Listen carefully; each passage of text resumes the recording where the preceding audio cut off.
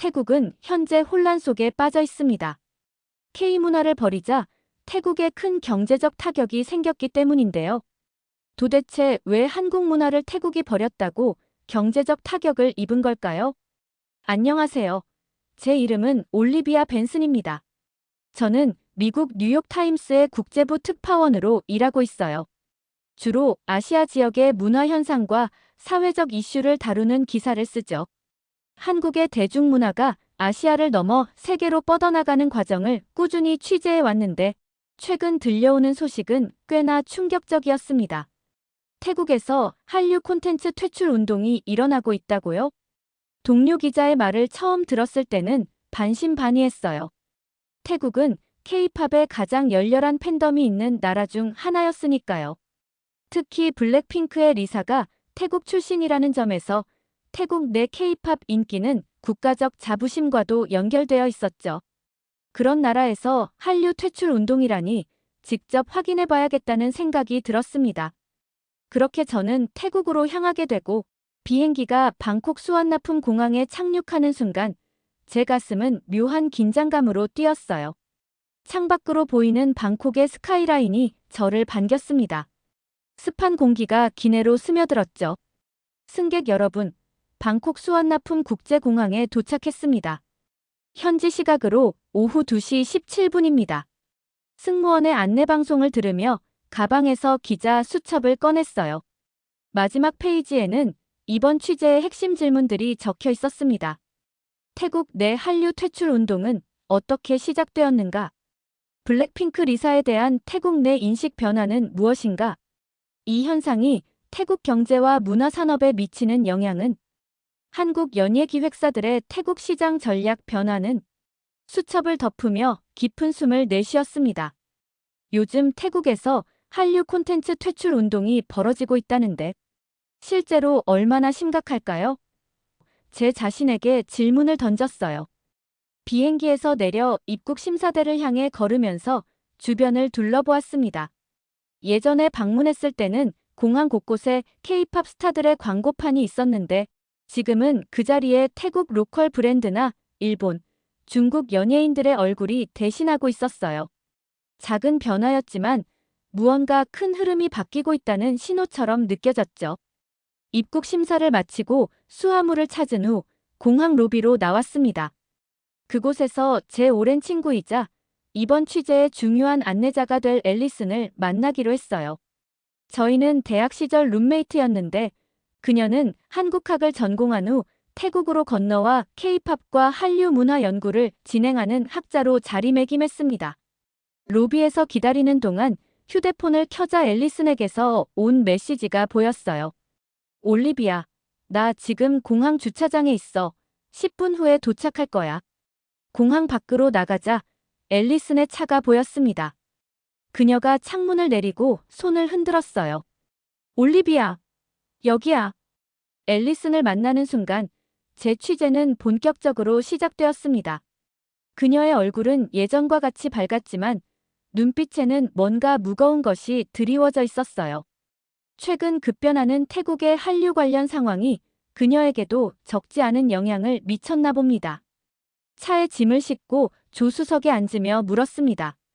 태국 내 한류 상황, 정말 우리가 들은 것만큼 심각한 거야? 앨리스는 한숨을 쉬며 시동을 걸었습니다. 직접 보여줄게. 상상했던 것보다 훨씬 복잡하고 심각해. 특히 한국에서 꿈을 키우던 태국 아이들에게는 더더욱.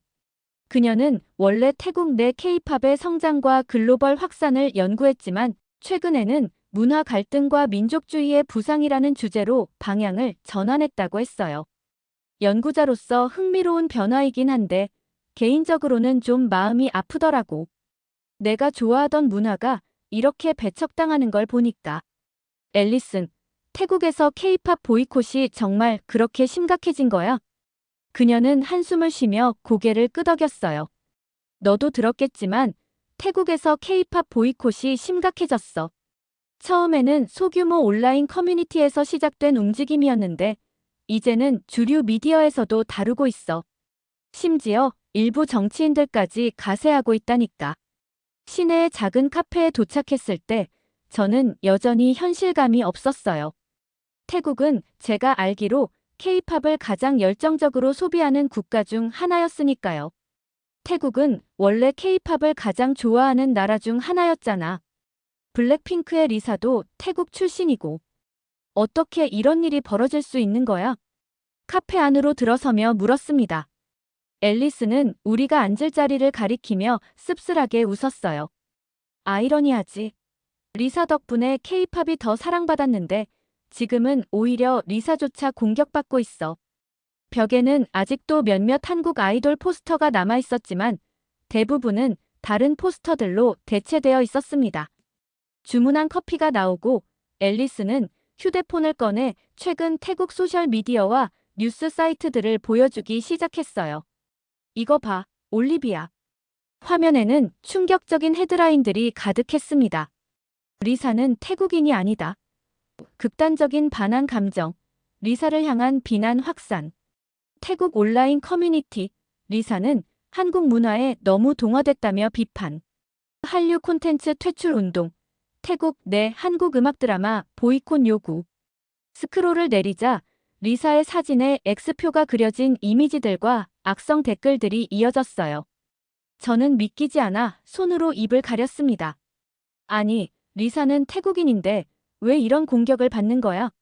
이건 말이 안 되잖아. 앨리스는 한숨을 내쉬며 휴대폰을 내려놓았어요. 일부 극단적인 단체에서 리사는 태국보다는 한국을 더 사랑한다면서 비난하는 거야. 심지어 그녀가 한국 기업 광고를 찍은 것도 문제 삼고 있어. 태국 브랜드는 홍보하지 않으면서 한국 브랜드만 홍보한다는 거지. 말도 안 되는 주장이지만 그게 지금 퍼지고 있는 논리야. 커피를 한 모금 마시며 생각에 잠겼습니다. 저는 국제문화 흐름을 다루는 기자로서 이런 현상이 처음은 아니었지만 이렇게 급격하게 바뀌는 경우는 드물었어요. 그럼 리사는 현재 태국에서 불이익을 받고 있다는 거야? 실제로. 앨리스는 고개를 끄덕였어요. 태국 내 방송국들이 블랙핑크 노래를 덜 틀고 리사가 출연하는 광고도 줄어들고 있어. 일부 대형 쇼핑몰에서는 블랙핑크 관련 제품 판매를 중단했다고 해. 상황이 꽤 심각해져 가고 있어. 앨리스는 자신의 태블릿을 꺼내 더 많은 자료를 보여주었어요. 그곳에는 태국 내 K-팝 팬클럽 활동 통계와 한국 드라마 시청률 변화, 한류 관련 상품 판매량 감소 등이 그래프로 정리되어 있었죠. 내가 연구 목적으로 데이터를 모으고 있는데 보다시피 모든 지표가 하락세야. 3개월 전부터 시작된 급격한 변화지. 특히 젊은 세대에서 한류 콘텐츠 소비가 눈에 띄게 줄었어. 태블릿을 넘기자 태국 내 한류 팬들의 인터뷰 영상이 나왔습니다. 10대 소녀는 카메라 앞에서 눈물을 흘리며 말했어요. 제가 좋아하는 K-팝 포스터를 학교에 가져갔다가 친구들에게 놀림을 받았어요. 이제는 K-팝 팬이라는 걸 숨겨야 해요. 다음 영상에서는 20대 여성이 앨리슨과 이야기하고 있었어요. 예전에는 한국 아이돌 댄스 커버 영상을 올렸는데 요즘에는 악성 댓글이 너무 많이 달려요. 태국을 배신했다. 한국의 앞잡이라는 식의 댓글들이요. 그래서 이제는 태국 아이돌 커버만 올리고 있어요. 영상을 끄며 앨리슨이 말했어요. 이건 단순한 문화 트렌드 변화가 아니라 정치적 맥락이 있는 현상이야. 태국 내 일부 정치 세력이 민족주의 감정을 자극하면서 한류를 표적으로 삼고 있어. 그리고 이게 실제로 사람들의 일상과 꿈에 영향을 미치고 있는 거지. 커피잔을 내려놓으며 저는 앨리슨에게 물었습니다. 근데 앨리슨, 도대체 왜 이렇게까지 상황이 악화된 거야? 태국과 한국의 관계가 갑자기 나빠진 이유가 있을 텐데.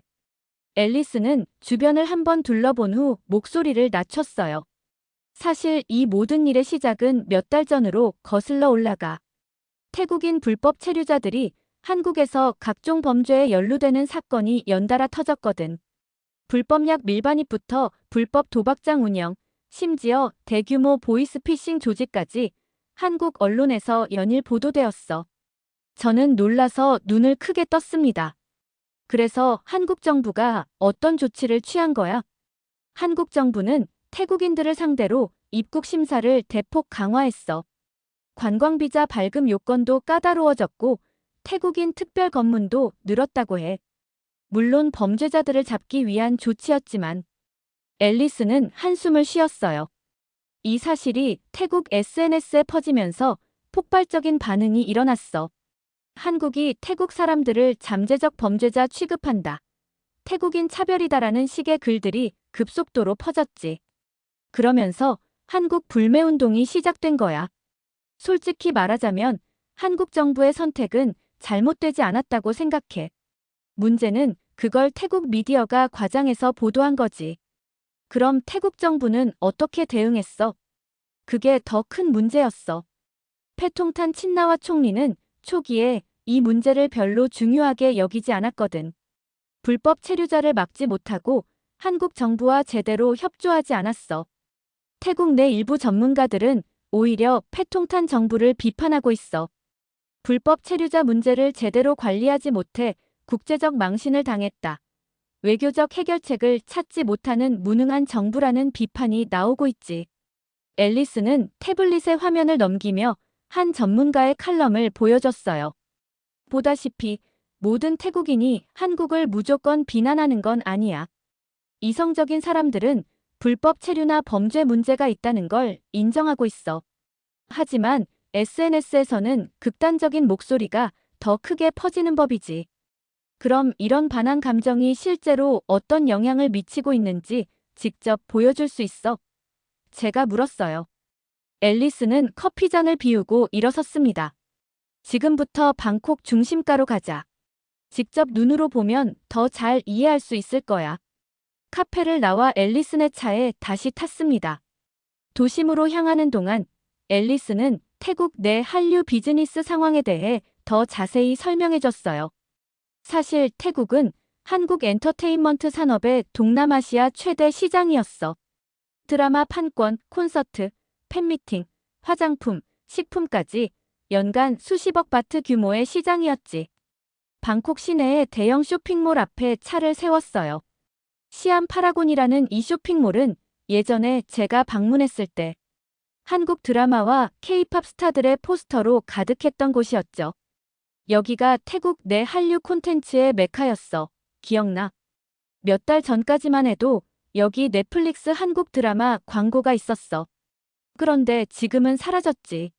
3층으로 올라가자 예전에 한국 아이돌 상품을 판매하던 매장들이 대부분 문을 닫았거나 다른 콘텐츠 상품으로 바뀌어 있었습니다. 저기 봐. 작년까지만 해도 항상 사람들로 북적이던 K-팝 샵이야. 지금은 앨리슨이 한숨을 쉬었어요. 빈 매장 앞에는 임대 가능 표지판이 걸려 있었습니다. 옆 매장은 일본 애니메이션 상품을 판매하는 곳으로 바뀌어 있었고 그 맞은편에는 중국 드라마 포스터가 걸린 카페가 새로 생겼어요. 매장을 돌아보며 저는 의아했어요. 태국 정부가 직접 한류 콘텐츠를 금지한 건 아니잖아. 그런데 왜 이렇게 급격하게 변하고 있는 거야? 앨리스는 고개를 끄덕였습니다. 맞아. 하지만 반항 감정을 부추기는 세력들이 OTT 플랫폼에 한국 콘텐츠를 줄이도록 압력을 넣고 있어. 넷플릭스 태국 버전을 열어보면 한국 드라마가 메인 페이지에서 거의 사라졌어. 태국 방송국들도 한국 예능 프로그램 방영을 중단했고 스마트폰을 꺼내 넷플릭스 앱을 열어보니 정말 한국 콘텐츠가 예전처럼 추천되지 않고 있었어요. 대신 일본, 중국, 태국 로컬 콘텐츠가 전면에 배치되어 있었죠. 와, 이렇게 알고리즘까지 바뀌었어. 한국 드라마를 검색해도 나오긴 하지만 주요 페이지에서는 의도적으로 노출을 줄이고 있는 거지. 저는 메모하며 중얼거렸어요. 그러면 태국의 경제도 타격을 받겠네. 앨리스는 씁쓸하게 웃었어요. 그렇지. 한국 콘텐츠 사업이 태국에서 얼마나 큰데. 이 기조가 계속되면 경제적 손실이 불가피해. 실제로 한국 화장품 브랜드들의 매출이 30% 이상 감소했다는 보고가 있어. 한국 식품점들도 매출이 급감하고 있고. 그때 갑자기 소란스러운 소리가 들렸습니다. 저희는 소리가 나는 방향으로 다가갔어요. 푸드코트 한켠에서 몇몇 10대들이 언쟁을 벌이고 있었습니다. 한 그룹은 한국 아이돌 티셔츠를 입고 있었고, 다른 그룹은 그들을 둘러싸고 뭔가 비난하는 듯 했어요. 몇몇 쇼핑객들이 그들을 말리려 했지만 감정이 격해져 보였습니다. 저건 뭐야? 제가 물었어요. 앨리스는 한숨을 쉬었어요. 태국 내 K-팝 팬덤의 갈등이야. 요즘 자주 벌어지는 일이지. K-팝을 여전히 사랑하는 팬들과 반한 감정을 가진 사람들 간의 충돌이야. 이제는 한국 아이돌 티셔츠를 입고 다니는 것만으로도 괴롭힘을 당할 수 있어. 경비원들이 와서 상황을 통제하자 저희는 다시 이동했어요. 5층에 있는 대형 전자제품 매장에 들어가자 대형 TV들이 줄지어 있었습니다. 그 화면들에서는 태국 뉴스가 나오고 있었어요. 잠깐만 저거 봐. 앨리슨이 가리켰어요. TV 화면에는 태국 문화부 한국 콘텐츠 방송 비율 제한 검토 중이라는 자막이 흐르고 있었습니다. 이제 정부까지 직접 나서려는 거야? 제가 놀라서 물었어요. 아직 확정된 건 아니지만 문화부에서 외국 콘텐츠 비율 조정이라는 명목으로 한국 콘텐츠를 겨냥한 정책을 준비 중이라는 소문이 있어. 이미 몇몇 공영방송에서는 한국 프로그램 편성을 자체적으로 줄이고 있고, 저는 태국 취재를 하면서 이런 급격한 문화적 변화를 본 적이 없었어요. 메모장에 빠르게 메모를 했습니다. 이게 다 불법 체류자 문제에서 시작된 거라니 믿기 힘들다. 앨리스는 고개를 끄덕였어요. 맞아. 사실 이건 단순한 문화 갈등이 아니라 정치적, 경제적 요소가 복잡하게 얽힌 문제야. 태국 내 일부 정치 세력은 이런 반한 감정을 자신들의 정치적 이득을 위해 이용하고 있어. 경제적 손실은 얼마나 될 것 같아? 제가 물었어요. 앨리스는 휴대폰을 꺼내 그래프를 보여주었습니다. 내가 연구를 위해 대략적인 추산을 해봤는데 태국 내 한류 관련 산업의 매출이 약 4~50% 감소했어. 연간 50억 바트 약 1억 5천만 달러 이상의 경제적 손실이 예상돼. 특히 K-팝 콘서트, 팬미팅, 관련 상품 판매 등이 급감했지. 태국의 경제 상황이 좋지 않은 시기에 이런 손실은 분명 큰 타격일 거라고 생각했어요. 이제 어디로 가볼까? 제가 물었습니다. 앨리스는 시계를 확인했어요. 지금부터는 더 중요한 사람을 만나러 가야 해. 한국에서 꿈을 키우다가 최근에 태국으로 돌아올 수밖에 없었던 연습생을 말이야. 그녀의 이야기가 이 모든 상황의 인간적인 면을 보여줄 거야. 앨리스는 방콕 외곽의 한 아파트 단지로 차를 몰았어요. 조용한 주택가를 지나 작은 단지 앞에 차를 세웠습니다. 여기서 누굴 만나는 거야? 나린이라고 해. 얼마 전까지 서울에서 대형 기획사 연습생으로 있다가 태국으로 돌아온 친구야.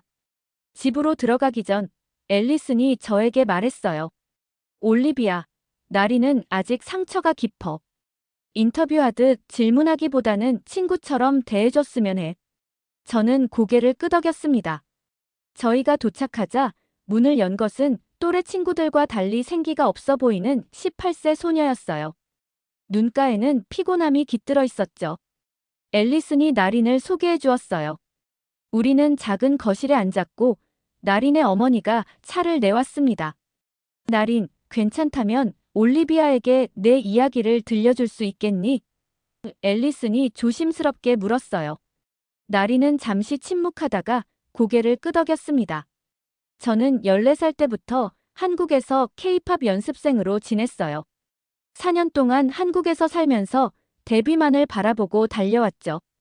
저는 한국의 대형 기획사에서 태국 출신 연습생들이 계약 해지 통보를 받았다는 소식을 들었지만 직접 당사자를 만나니 더욱 가슴이 아팠어요.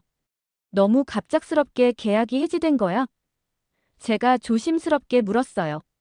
나리는 쓴웃음을 지었습니다. 일주일 전이었어요. 사무실에 불려갔는데 회사 대표님이 직접 말씀하셨어요. 죄송합니다. 현재 태국과의 관계가 악화되어 태국 출신 연습생을 더 이상 유지할 수 없습니다. 그녀의 눈에 눈물이 고였어요. 하지만 저는 모든 걸 포기하고 한국에서 꿈을 위해 달려왔어요. 가족, 친구, 학교 다 포기하고 한국에서 하루 15시간씩 연습했는데 앨리슨이 나린의 손을 잡아주었어요. 이건 내 잘못이 아니야. 하지만 상황이 너무 어려워졌어. 태국 출신 아이돌을 데뷔시키면 한국 팬들의 반발이 있을 수 있고 태국에서도 활동이 어려울 거야. 결국 나린은 눈물을 흘리며 한국을 떠나야만 했습니다. 그녀뿐만이 아니었어요. 같은 기획사의 태국 출신 연습생 3명과 다른 기획사에 있던 태국 친구들 5명도 모두 비슷한 상황을 겪었다고 했어요. 한국에 있던 태국 출신 연습생들 대부분이 계약 해지를 당했거나 스스로 떠나야 했어요. 우리끼리 단체 채팅방이 있는데 다들 비슷한 상황이에요. 나리는 휴대폰을 꺼내 사진들을 보여줬어요. 한국에서 연습생 생활을 하며 찍은 사진들, 같이 연습하던 친구들과의 추억이 담긴 사진들이었습니다. 태국으로 돌아오니 어때? 제가 물었어요. 나린의 표정이 더욱 어두워졌습니다. 더 힘들어요. 한국에서 쫓겨났다는 사실이 알려지자 학교 친구들이나 이웃들이 이상한 시선으로 봐요. 일부는 배신자라고 부르기도 해요. K-팝에 빠져 태국을 버리더니 이제 와서 돌아왔냐는 식으로요. 나린의 어머니가 말을 이어받았어요. SNS에서는 더 심해요. 한국에서 버림받은 태국 연습생들이라는 해시태그가 유행하고 있어요. 우리 아이들을 조롱하는 댓글들이 너무 많아요. 앨리슨이 한숨을 쉬었어요. 태국 내에서도 따돌림을 당하거나 환영받지 못하는 상황이 많아요. 이 아이들은 양쪽에서 다 상처를 받고 있는 거죠. 지금은 어떻게 지내고 있어? 제가 나린에게 물었어요. 매일 연습실을 찾아다니고 있어요. 태국 기획사에 들어가려고요. 하지만 쉽지 않아요. 한국에서 연습생이었다는 이력이 오히려 독이 되고 있어요. 나린은 자신의 노트북을 열어 유튜브 채널을 보여줬어요. 그래서 요즘은 유튜브에 댄스 커버 영상을 올리고 있어요. 하지만 여기서도 악성 댓글이 많아요. 한국 노래만 부르지 말고 태국 노래를 불러라. 한국으로 돌아가라. 그녀의 채널에는 얼마 전까지만 해도 수천 명의 구독자가 있었지만 최근에는 구독자가 급감했다고 해요.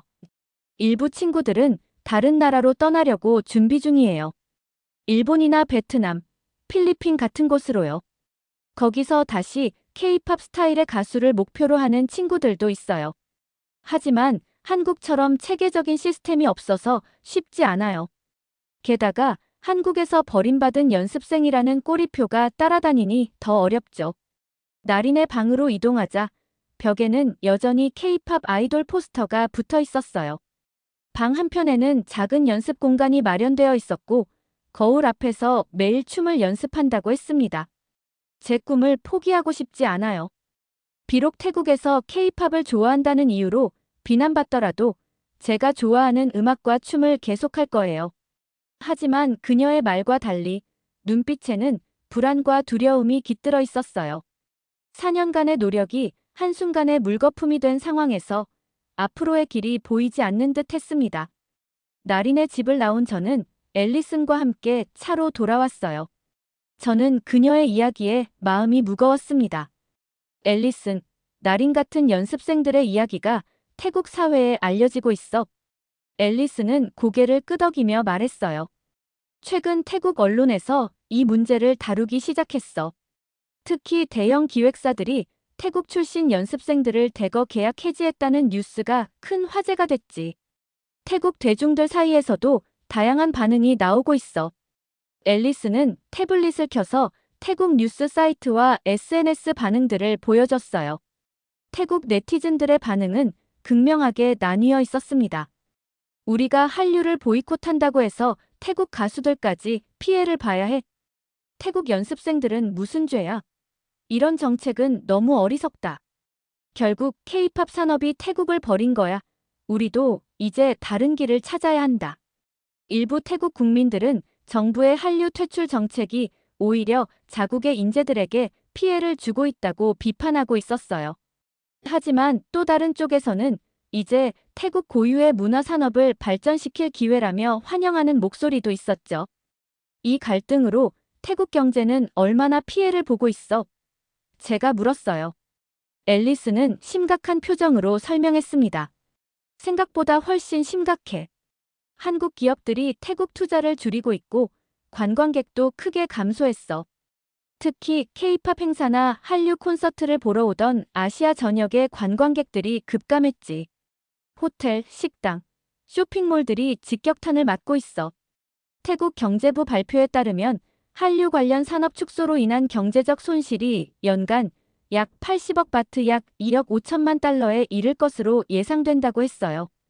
태국 내 한국 기업들의 투자 철회와 한류 관광객 감소가 주요 원인이었죠. 더 심각한 건 장기적 영향이야. 한류를 통해 태국 문화도 세계에 알려지는 시너지 효과가 있었는데 그것도 사라지고 있어. 취재를 마치고 방콕을 떠나기 전 앨리스는 말했어요. 결국 불법 체류자 문제로 시작된 작은 갈등이 이렇게 큰 문화적, 경제적 충돌로 번졌어. 태국은 한국을 버림으로써 자국 경제와 젊은이들의 꿈에 심각한 타격을 입혔어. 이런 문화적 단절이 얼마나 오래 갈지는 아무도 모르지만 지금 당장 피해를 보는 건 나린 같은 젊은이들이야. 비행기 안에서 취재 노트를 정리하며 저는 한 가지 명확한 결론을 내렸습니다. 정치적 갈등이 문화와 경제를 훼손할 때 가장 큰 피해자는 항상 꿈을 품은 젊은이들이라는 사실이었습니다. 이렇게 한국의 K문화가 사라지자 태국에 생기는 경제적 타격을 다룬 사연 어떻게 들으셨나요? 한국의 문화 자체가 한 나라의 경제력을 흔들 만큼 영향력 있다는 사실에 놀랐고 일부 정치인들은 이로 인해 이득을 얻기 위한 행동이라는 사실이 충격적이었습니다. 여러분들의 의견은 어떠신가요? 다양한 의견을 댓글을 통해 공유해주세요. 긴 영상 시청해주셔서 감사드리고 구독과 좋아요 부탁드립니다. 한 여성이 어딘가에서 나오고 있습니다. 그 여성은 이내 다시 방에 들어가고 방에서는 알 수 없는 일들이 일어나고 있습니다. 도대체 이들은 무엇을 했던 걸까요? 안녕하세요. 저는 미국 명문대학교에서 아시아 경제와 정치 현황의 수업을 듣고 있는 레이입니다.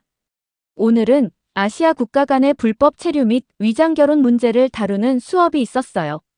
최근 들어 태국인들의 불법 체류와 관련된 범죄가 급증하면서 한국 정부가 입국 심사를 강화했다는 이야기로 수업이 시작됐죠. 특히 아시아권에서 온 여성들의 유흥업소 취업이나 성매매 문제가 사회적 이슈가 되었다고 해요. 오늘은 아시아 국가 간의 불법 체류와 위장 결혼에 대해 이야기를 나누어 보겠습니다. 교수님은 칠판에 국제 위장 결혼이라고 적으며 강의를 시작했습니다. 특히 주목할 만한 사례가 2016년 태국의 위장 결혼 조직 사건입니다. 태국인들로 이루어진 이 조직은 한국의 경제적 취약계층, 특히 카드빚이나 대출로 힘들어하는 30, 40대 남성들을 타겟으로 삼았죠. 브로커들은 이런 남성들에게 접근해서 위험 부담 없이 큰 돈을 벌 수 있다며 유혹했습니다. 교수님은 잠시 말을 멈추고 PPT 화면을 넘겼습니다. 브로커들이 내세우는 조건을 자세히 살펴보겠습니다.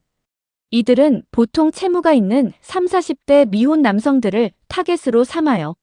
처음에는 단순히 서류상 결혼이라며 접근합니다.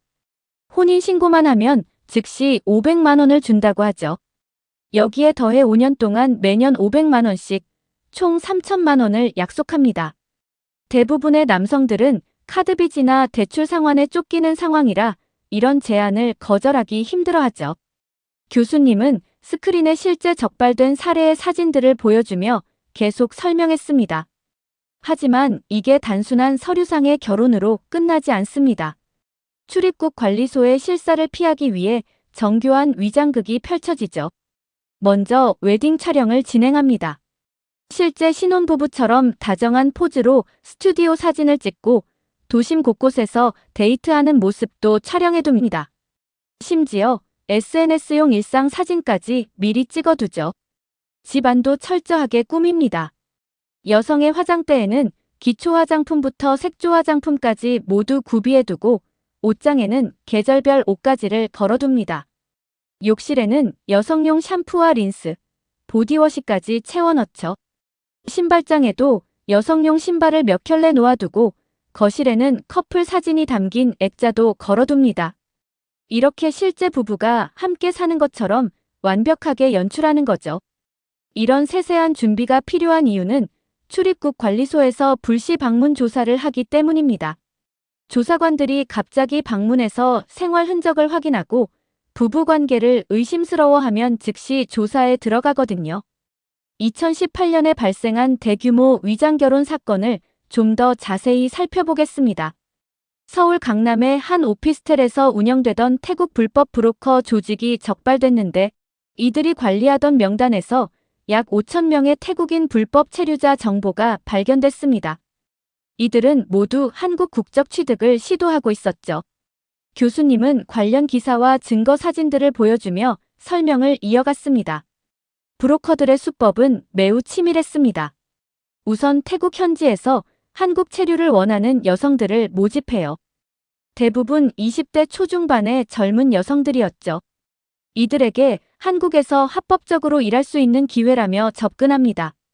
그리고 한국에서는 경제적 어려움을 겪는 남성들을 물색하죠. 서류 위조도 대규모로 이뤄졌습니다. 가짜 경력 증명서를 만들어 취업비자를 받거나 허위로 가족관계 증명서를 조작해 혈족관계를 만들어내기도 했어요. 하지만 가장 큰 문제는 그 이후였습니다. 대부분의 여성들은 실제로는 유흥업소에서 일했어요. 한국 남성들에게 약속한 금액은 제대로 지급되지 않았고 단속에 걸리면 곧바로 태국으로 도주했습니다. 이 과정에서 한국 남성들은 위장결혼 공범이라는 오명을 쓰고 법적 처벌까지 받게 됐죠. 게다가 일부는 이 과정에서 추가적인 협박과 금전 요구에 시달리기도 했습니다. 더욱 충격적인 것은 이런 조직이 태국 내에서도 큰 규모로 운영되고 있다는 점입니다. 방콕과 파타야를 중심으로 한 브로커 조직들이 한국의 법적 허점을 노리고 있었죠. 특히 한국의 다문화 가정 지원 정책과 국제결혼 관련 제도를 악용했습니다. 이런 불법 위장결혼 문제는 단순히 개인의 일탈이나 범죄가 아닙니다. 교수님은 심각한 표정으로 말씀을 이어가셨습니다. 이것은 국가 간의 경제적 격차와 이민 정책의 허점이 만들어낸 구조적 문제입니다. 태국과 한국의 1인당 GDP 차이가 4배 이상 나는 상황에서 많은 태국인들이 더 나은 삶을 위해 한국행을 선택하고 있죠. 여기에 한국의 다문화 정책과 국제결혼 관련 제도의 허점이 결합되면서 이런 불법적인 방법들이 생겨나고 있는 겁니다. 교수님은 잠시 화면을 넘기시더니 최근 통계 자료를 보여주셨습니다. 2024년 현재도 이러한 문제는 더욱 심각해지고 있습니다. 그래서 한국 정부는 국적 취득 심사 기준을 대폭 강화했어요. 특히 주목할 점은 위장결혼으로 취득한 국적의 경우 20년이 지났더라도 취소가 가능하다는 겁니다. 실제로 최근 대법원에서도 이를 인정하는 판결을 내렸죠. 관련자들에 대한 처벌도 강화됐습니다. 위장결혼 알선 브로커는 7년 이하의 징역이나 7천만 원 이하의 벌금형에 처해지고 위장결혼 당사자도 5년 이하의 징역이나 5천만 원 이하의 벌금형을 받게 됩니다. 교수님은 잠시 숨을 고르시더니 말씀을 이어가셨습니다. 하지만 이런 처벌 강화에도 불구하고 새로운 수법들이 계속해서 등장하고 있어요. 최근에는 SNS를 통한 은밀한 모집이나 종교단체를 가장한 국제결혼 주선 등 더욱 교묘한 방법들이 사용되고 있습니다. 이 문제를 해결하기 위해서는 단순한 처벌 강화를 넘어서 양국의 경제적 격차 해소와 합법적인 이주 노동자 제도의 확대 등 근본적인 대책이 필요한 상황입니다.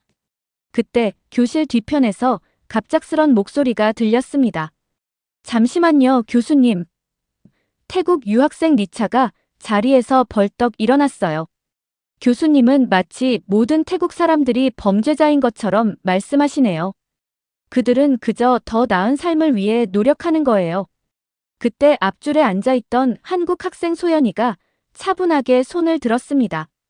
리차 씨의 심정은 이해합니다. 하지만 이건 단순히 감정적으로 접근할 문제가 아니에요. 제가 최근 통계 자료를 보여드리겠습니다.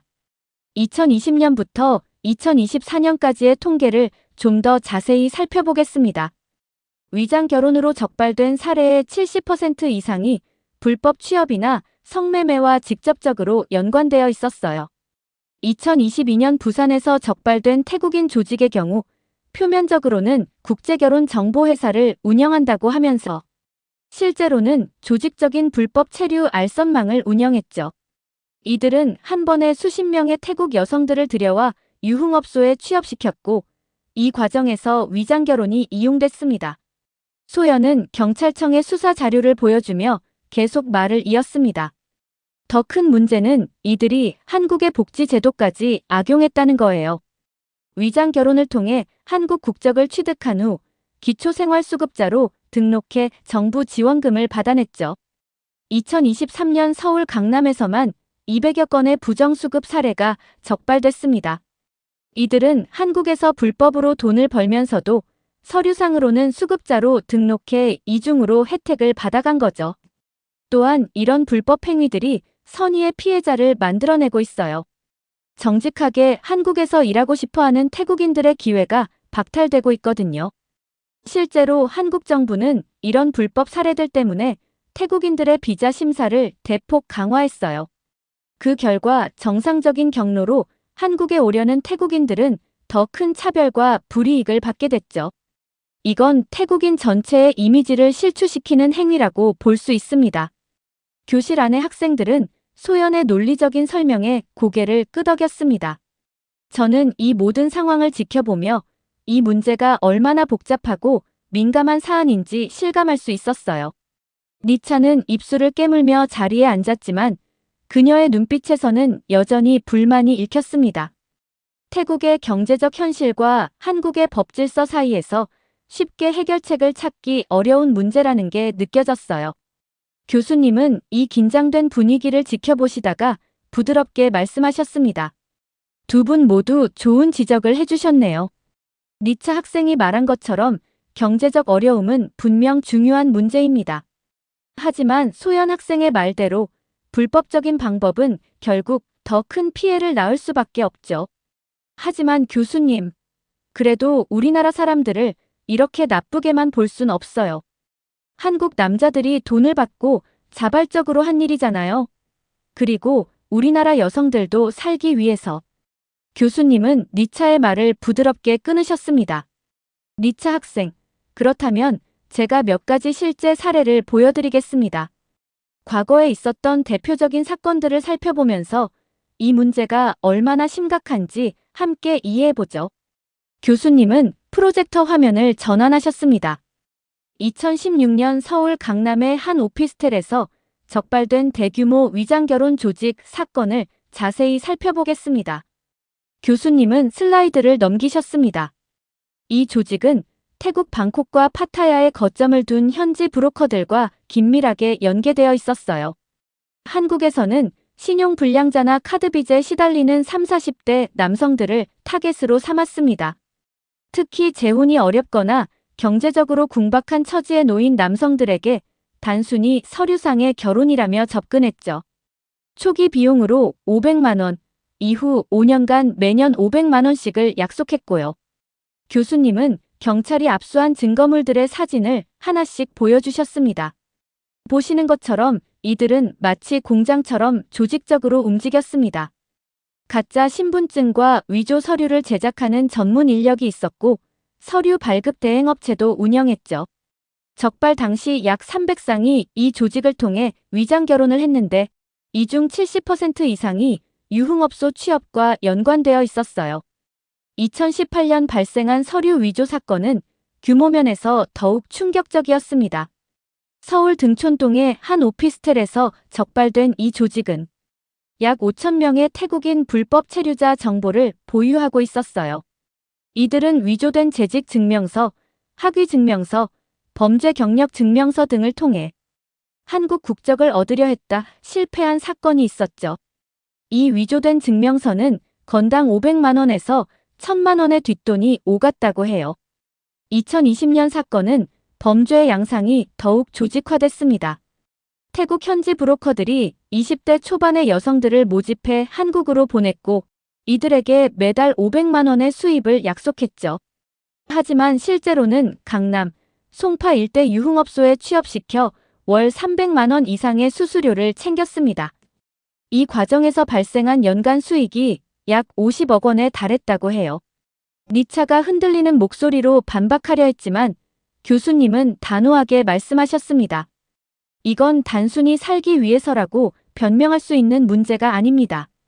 이런 불법 행위들이 오히려 합법적으로 한국에서 기회를 찾으려는 태국인들의 권리를 침해하고 있어요. 게다가 이런 범죄 조직들은 자국민들을 이용해 부당한 이득을 취하고 있죠. 이건 태국인들을 더 어려운 상황으로 몰아넣는 행위입니다. 교실 안에는 무거운 침묵이 흘렀습니다. 니차는 더 이상 반박하지 못한 채 고개를 숙였고 다른 학생들은 이 심각한 현실에 충격을 받은 듯 했습니다. 잠시 침묵이 흐르던 강의실에서 니차가 다시 한번 떨리는 목소리로 말을 꺼냈습니다. 그래도 모든 태국인이 그런 건 아닌데 왜 모든 태국인을 나쁘게 보죠? 소연이 차분하게 자리에서 일어났습니다. 그녀의 손에는 최근 신문 기사들이 들려 있었어요. 제가 최근 사례들을 좀 더 말씀드리겠습니다. 2024년 서울경찰청 발표에 따르면 위장결혼 적발 건수가 전년 대비 30% 증가했어요. 더 심각한 것은 수법이 점점 더 지능화되고 있다는 점입니다. 소연은 프로젝터로 관련 기사들을 보여주며 설명을 이어갔습니다. 특히 최근에는 SNS를 통해 더욱 교묘하게 한국 남성들을 현혹하고 있어요. 단순히 서류상의 결혼이라며 위험 부담이 전혀 없다. 5년간 매년 500만 원씩 확실하게 지급한다는 식으로 접근합니다. 심지어 이혼 시 모든 법적 문제는 우리가 책임진다며 불안감을 덜어주죠. 소연은 실제 SNS 모집 글의 캡처 화면을 보여주며 계속 말했습니다. 브로커들은 경제적으로 어려운 남성들의 심리를 교묘하게 이용해요. 대출이자 갚느라 힘드시죠? 은행 문턱만 달았죠? 우리가 도와드리겠습니다. 라는 식으로요. 특히 코로나19 이후 자영업자들의 어려움을 노린 문구들이 많았어요. 카드값에 시달리는 자영업자 환영, 빚 때문에 힘드신 분들 편하게 연락주세요. 이런 식이죠. 더 교묘한 건 국제결혼정보회사라는 가면을 쓰고 있다는 거예요. 정상적인 결혼정보 업체인 것처럼 포장해서 남성들의 경계심을 낮추는 거죠. 심지어 태국 여성과의 진정한 만남을 주선한다며 실제 만남을 주선하기도 하지만 이는 모두 위장결혼을 위한 연극에 불과했습니다. 니차가 다시 반박하려 했지만 소연은 멈추지 않고 계속 말했습니다. 더 큰 문제는 이런 불법 행위가 다른 범죄와 연계되고 있다는 거예요. 지난해 인천에서는 위장결혼으로 입국한 태국인들이 마약 밀반입에 가담한 사례가 있었어요. 또 대구에서는 위장결혼한 여성들이 보이스피싱 콜센터를 운영한 사실이 드러났고요. 교수님은 이 시점에서 개입하셨습니다. 두 학생의 의견을 모두 들어보니 이 문제는 단순히 개별 사례로 볼 수 없는 것 같네요. 제가 최근 연구 자료를 하나 보여드리겠습니다. 교수님은 새로운 통계 자료를 화면에 띄우셨습니다. 서울대 아시아연구소의 최근 조사에 따르면 태국인의 한국 입국 거부율이 2020년 대비 3배 이상 증가했습니다. 이는 위장결혼 등 불법 행위 때문에 강화된 심사 기준의 영향이죠. 결과적으로 정직한 태국인들의 한국 방문과 이주가 더욱 어려워지고 있는 겁니다. 니차의 얼굴이 점점 붉어졌지만 이번에는 아무 말도 하지 못했습니다. 소연이 다시 한번 발언 기회를 얻었습니다. 최근 경찰청 수사 결과를 보면 이런 불법 행위 때문에 일부 순진한 태국 여성들은 피해자라는 사실이 드러났어요. 브로커들은 한국에서의 안정적인 생활을 약속하며 태국 여성들을 모집하지만 실제로는 이들을 불법적인 일에 강제로 동원하고 있거든요. 특히 최근 태국인 불법 체류자들의 마약 범죄가 급증하면서 한국의 입국 심사는 더욱 강화됐습니다. 교수님은 경찰청의 최근 통계 자료를 보여주셨습니다. 2023년 한 해 동안 적발된 태국인 마약 사범이 전년 대비 3배 이상 증가했어요. 특히 방콕발 인천행 항공편을 통한 마약 밀반입이 급증했죠. 이들 대부분이 불법 체류자나 위장 결혼을 통해 한국에 입국한 이들이었습니다. 이로 인해 한국 정부는 태국발 입국자들에 대한 심사를 대폭 강화할 수밖에 없었죠. 교수님은 화면을 넘기며 계속 설명하셨습니다. 이런 상황에서 태국 브로커들은 새로운 편법을 고안해냈습니다. 바로 태국 현지에서 혼인신고를 진행하는 거예요. 입국 심사가 강화되자 아예 결혼비자로 합법적 입국을 시도하는 겁니다.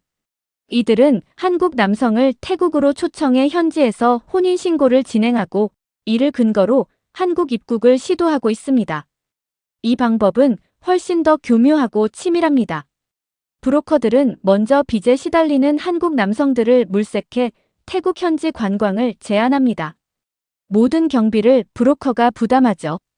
짧게는 3일, 길게는 일주일 동안 파타야나 푸켓 같은 휴양지에서 호화로운 관광을 시켜줍니다. 이 과정에서 한국 남성들의 경계심을 완전히 허물어뜨리는 거죠. 교수님은 실제 적발된 사례의 사진들을 보여주셨습니다. 관광 중간에 태국 현지 관공서에서 혼인신고를 진행합니다. 태국 법에 따른 정식 혼인신고인데 통역부터 서류 작성까지 모든 것을 브로커들이 대행해줍니다. 남성들은 그저 서명만 하면 되죠. 이후 이 혼인신고 서류를 한국 대사관에서 공증받아 한국에서 결혼비자 F6를 신청하는 근거로 사용합니다. 특히 이들은 한국 남성당 1,000만 원에서 1,500만 원의 수수료를 약속하면서도 선금으로 300만 원을 즉시 지급합니다. 나머지는 태국 여성이 한국에 입국한 후에 분할 지급하기로 하죠. 이런 방식으로 남성들의 적극적인 협조를 유도하는 겁니다. 소연이가 손을 들고 질문했습니다. 그렇다면 이런 수법이 적발된 사례도 있나요? 교수님은 최근 뉴스 기사를 화면에 띄우셨습니다. 특히 지난달 인천공항에서 발생한 사례를 주목할 필요가 있습니다. 태국 현지에서 혼인신고를 마치고 한국에 입국하려던 20대 후반의 태국 여성이 심사 과정에서 적발됐습니다. 이 여성은 모든 서류를 완벽하게 갖추고 있었지만 면접 과정에서 의심스러운 정황들이 발견됐죠. 신랑의 직업과 가족관계도 제대로 답하지 못했고 결정적으로 신랑과의 대화 내역이나 실제 만남 증거를 전혀 제시하지 못했습니다. 교수님은 화면을 넘기며 계속 설명하셨습니다. 출입국 심사관의 철저한 조사 끝에 이 여성은 결국 입국이 거부됐고 태국으로 강제 송환됐습니다. 후속 수사 결과 같은 수법으로 이미 20여 명의 태국 여성들이 입국을 시도했다는 사실이 드러났어요. 이 중 일부는 심사를 통과해 한국에 입국했지만 당국은 이들의 체류 자격을 재검토하고 있는 상황입니다. 문제는 이런 수법이 점점 더 늘어나고 있다는 겁니다. 한국의 입국 심사가 강화될수록 이를 피해가기 위한 방법도 더욱 지능화되고 있어요. 특히 태국 현지의 브로커들은 한국의 법적 허점을 파고들면서 새로운 수법을 계속해서 개발하고 있습니다. 교수님의 설명이 끝나자 니차는 완전히 침묵해버렸습니다. 더 이상 반박할 말이 없어 보였어요. 이런 구체적인 범죄 사례들 앞에서 그녀의 감정적인 변호는 설 자리를 잃은 듯 했습니다. 교수님은 마지막 슬라이드를 띄우시며 깊은 한숨을 내쉬셨습니다. 이런 현상에서 우리가 특별히 주목해야 할 점이 있습니다. 교수님은 태국 현지 SNS 캡처 화면들을 보여주셨습니다. 최근 태국의 주요 SNS에서는 한국에 대한 부정적인 정서가 급증하고 있어요. 특히 한국의 입국 심사 강화 이후 더욱 거세졌죠. 한국은 태국인을 잠재적 범죄자 취급한다. 태국 여성들을 차별한다. 태국을 후진국 취급한다는 등의 댓글이 넘쳐나고 있습니다. 방콕 포스트 같은 현지 언론에서도 한국의 출입국 정책을 비판하는 기사들이 연이어 보도되고 있고요. 교수님은 잠시 말씀을 멈추시고 교실을 둘러보셨습니다. 하지만 더욱 흥미로운 점은 이렇게 반한 감정을 공공연히 표출하는 태국인들 중 상당수가 여전히 한국행을 시도하고 있다는 겁니다. 심지어 위장 결혼이나 불법 체류와 같은 위험한 방법도 마다하지 않죠. 지난달 태국 현지 설문조사에 따르면 해외 이주를 희망하는 태국인 중 62%가 한국을 첫 번째 선택지로 꼽았다고 합니다. 교수님은 새로운 통계 자료를 보여주셨습니다. 이건 단순히 경제적 격차만으로는 설명할 수 없는 현상입니다. 물론 한국의 높은 임금 수준이 큰 요인이 되겠지만 그것만이 전부는 아니에요. K-팝과 한류 문화의 영향력, 발달된 의료 시스템, 안정적인 사회보장제도, 그리고 무엇보다 법치주의가 잘 확립된 사회라는 점이 복합적으로 작용하고 있는 거죠. 실제로 태국인들의 SNS를 보면 한국을 비난하는 글과 한국 문화를 동경하는 글이 공존하는 모순적인 현상을 쉽게 발견할 수 있습니다. 니차는 이미 얼굴이 붉게 달아올라 있었습니다. 그녀의 손은 책상 끝을 꽉 쥐고 있었고 어깨는 미세하게 떨리고 있었어요. 그녀는 고개를 깊이 숙인 채 아무 말도 하지 못했습니다. 저는 이 순간이 왜 이토록 무거운지 이해할 수 있었어요. 한 국가의 자존심과 현실적인 삶의 문제가 충돌하는 지점이었으니까요. 태국인들의 불법 체류와 위장결혼 문제는 단순히 법적인 문제를 넘어 두 나라의 복잡한 감정과 현실이 얽혀있는 문제라는 걸 깨달았습니다. 동아시아학을 전공하는 학생으로서 오늘의 강의는 제게 깊은 통찰을 주었습니다. 국가 간의 관계는 겉으로 보이는 것보다 훨씬 더 복잡하고 미묘하다는 것, 그리고 우리가 이런 문제들을 단순히 옳고 그름의 잣대로만 판단해서는 안 된다는 것을 배웠습니다. 이것은 분명 제가 앞으로 더 깊이 연구해야 할 주제가 될 것 같습니다. 이렇게 불법적인 방법으로 한국 국적을 취득하려는 사연 어떻게 들으셨나요? 태국 브로커들이 이러한 일들을 몰래 벌이고 있다는 사실이 충격적이었고, 그렇게 한국에 온 태국 여성들이 불법적인 일에 가담한다는 사실에 소름이 끼쳤습니다. 여러분들의 의견은 어떠신가요? 다양한 의견을 댓글을 통해 공유해주세요. 긴 영상 시청해주셔서 감사드리고 구독과 좋아요 부탁드립니다.